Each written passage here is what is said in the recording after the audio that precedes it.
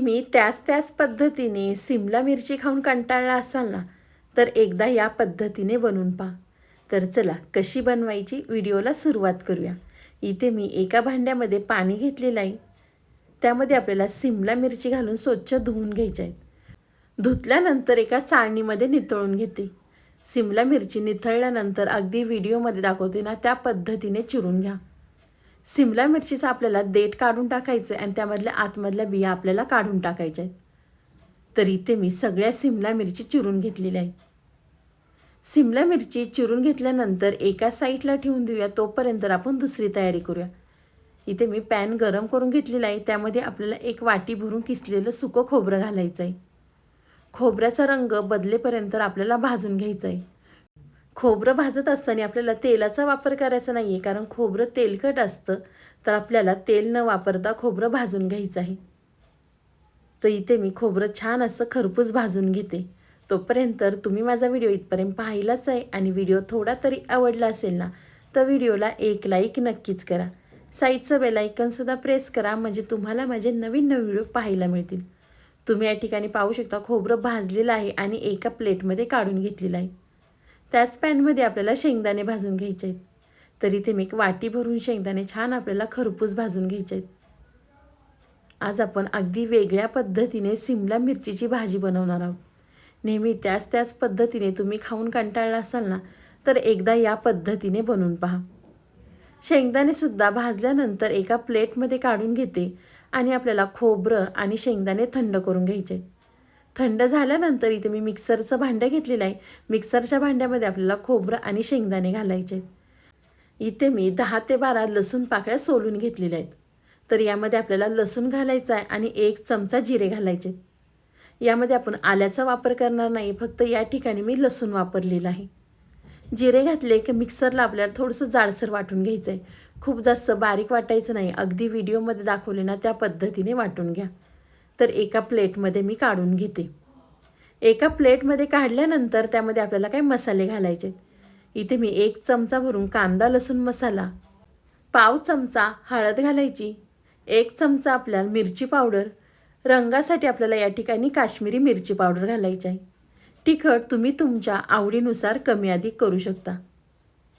यामध्ये तुम्ही कांदा मसाल्याच्या ऐवजी साठवणीतला मसाला वापरला तरी चालणार आहे. बेडगी मिरची पावडर घातली की 1 चमचा धना पावडर, चवीनुसार मीठ घालायचं आहे आणि इथे मी भरपूर चिरलेली कोथिंबीर आपल्याला त्यामध्ये घालायची आहेत आणि छान मसाले आपल्याला एकजीव करून घ्यायचे आहेत. ह्या मसाला बनवत असतानाच ह्या मसाल्याचा वास आहे ना अगदी घरभर सुटला होता, कारण शेंगदाणे खोबरं त्यामध्ये आपण लसूण आणि जिरे वाटलेत ना, त्यामुळे हे वाटण अगदी छान तयार होतं. तर इथे मी मसाले अगदी वाटणामध्ये व्यवस्थित मिक्स करून घेतलेले आहे. मसाला मिक्स केल्यानंतर आपल्याला सिमला मिरचीमध्ये हा मसाला भरायचा आहे. तर छान दाबून त्यामध्ये आपण मसाला भरणार आहोत. मसाला जास्त भरला की सिमला मिरची खायलासुद्धा अगदी छान लागतात. तुम्ही जर या पद्धतीने बनवलं ना, लहानांपासून मोठ्यांपर्यंत सगळेजण आवडीने खातील. एवढी भन्नाट चवीची सिमला मिरची तयार होते. तर अशाच पद्धतीने ते मी सगळ्या सिमला मिरचीमध्ये मसाला भरून घेते. तोपर्यंत तुम्ही माझा व्हिडिओ इथपर्यंत पाहिलाच आहे आणि अजूनसुद्धा सबस्क्राईब केलं नसेल ना, तर प्लीज एक सबस्क्राईब नक्कीच करा. नवीन यूट्यूबरसाठी तुमचं एक सबस्क्राईब नवीन यूट्यूबरला उमेद देऊन जातं. तर चला अशाच पद्धतीने इथे मी सगळ्या सिमला मिरचींमध्ये मसाला भरून घेते.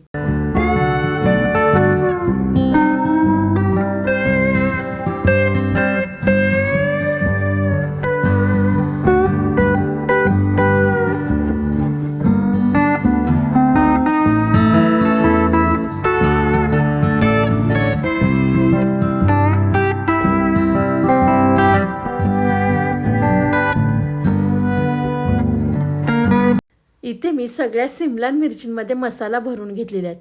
या रेसिपीसाठी मी छान छोट्या सिमला मिरची वापरलेली आहे. एका साईडला कढई गरम करून घेतलेली आहे. कढईमध्ये आपल्याला गरजेनुसार तेल घालायचं आहे. तेल तुम्ही तुमच्या आवडीनुसार कमी अधिक करू शकता. तेल घातलं, तेल गरम झालं की त्यामध्ये आपल्याला छोटा चमचा मोहरी घालायची आहे. मोहरी तेलामध्ये तडतडली की इथे मी एक मोठ्या आकाराचा कांदा चिरून घेतलेला आहे. तुम्ही यामध्ये कांदा वापरला नाही तरी चालणार आहे, का तर तुम्हाला पुढे सांगतेच. तर इथे मी एक मोठ्या आकाराचा कांदा चिरून घेतला होता.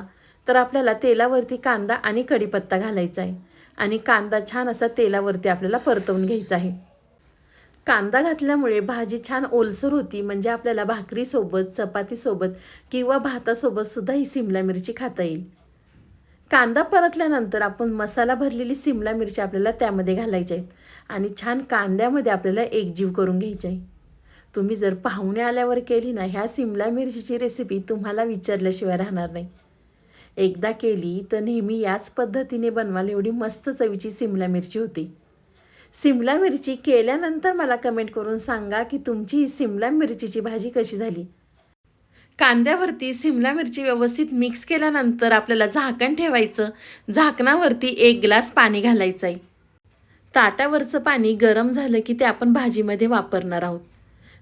2 ते 3 मिनिटं झाल्यानंतर आपण परत झाकण काढून पाहूया। झाकण काढल्यानंतर आपला जो मसाला शिल्लक होता तो आपल्याला सिमला मिरचीवरती घालायचा आहे। हा तयार केलेला मसाला तुम्ही फ्रीजमध्ये 7 ते 8 दिवस अगदी आरामात ठेवू शकता। भरलेली भेंडी, भरलेलं वांग यासाठी तुम्ही हा मसाला वापरू शकता किंवा दोडकासुद्धा तुम्ही या मसाल्यात बनवू शकता। अगदी छान चवीच्या भाज्या तयार होतात। मसाला घातला की थोडंसं गरम पाणी घालायचं, परत आपल्याला मिक्स करून घ्यायचं आहे। ही भाजी बनवत असताना या भाजीचा वास आहे ना खरंच अगदी घरभर सुटला होता। पाणी घातलं, परत मिक्स केलं की आपल्याला झाकण ठेवून सिमला मिरची शिजवून घ्यायची आहे। तर इथे मी परत झाकण काढते तर पाहू शकता मस्त आपली चमचमीत सिमला मिरची तयार झालेली आहे। सिमला मिरची जर घरातले खात नसतील ना त्यांना या पद्धतीने खाऊ घाला, कढईमध्ये शिल्लकसुद्धा राहणार नाही। झाकण काढल्यानंतर परत एकदा मिक्स करून घेते। भाजीला रंगसुद्धा किती सुंदर आलेला आहे।